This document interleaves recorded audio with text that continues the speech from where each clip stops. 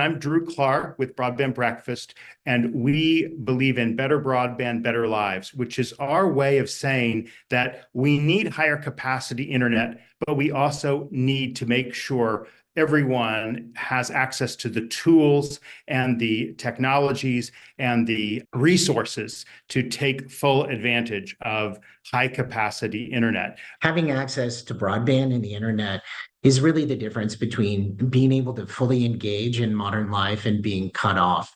Access and availability, affordability and adoption are critical components of digital equity. We are small but mighty in the state of Idaho. It takes a lot of partnerships and collaboration to work together.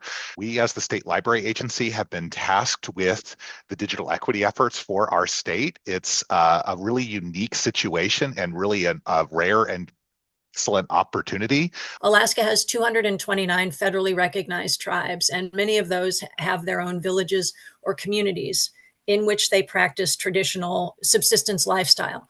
And currently, because of the lack of internet access, and not only internet access, but digital equity in those areas, people are having to choose. And Alaska is suffering what's called rural flight. People are leaving the villages and have been for decades.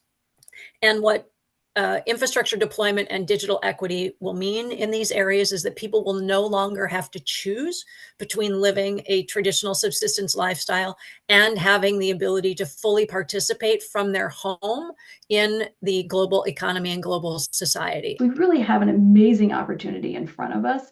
And the fact that all the states have a state digital equity plan, wow. We've never had that level of planning, the engagement with folks in those communities about what they want and what they need. Affordability is a problem, like 100%, right? It is the top reason people don't subscribe to broadband. And when they're not subscribing to broadband, it doesn't mean they're not really using it. It means they're using it less. They're using it as a workaround. They find public access. They have a data limited cell phone. Libraries really are a trusted institution, as well as other community anchor institutions that can really help address that digital divide and the digital equity that we are working on. It's essential to have federal and state funding seed these efforts. That on the digital equity side, we're very much encouraging our folks to also look down the road at other sources of funding to expand the table in their local communities and develop room for public-private partnerships and private and philanthropic funding to do that.